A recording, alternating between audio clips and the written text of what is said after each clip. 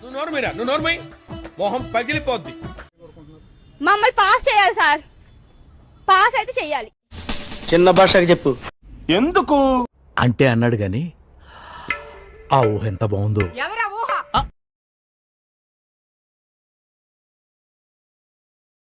ఏముంది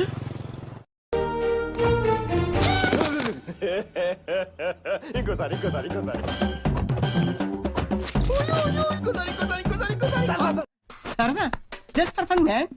అదేంటంటే అంత బీపీ వచ్చింది, పోతారేమని భయపడ్డాను.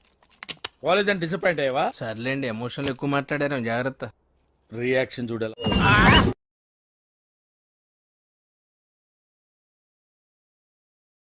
తమ్ముడు తుప్పల్లోకి వెళ్ళకూడదమ్మా. ఇప్పుడు చూడు.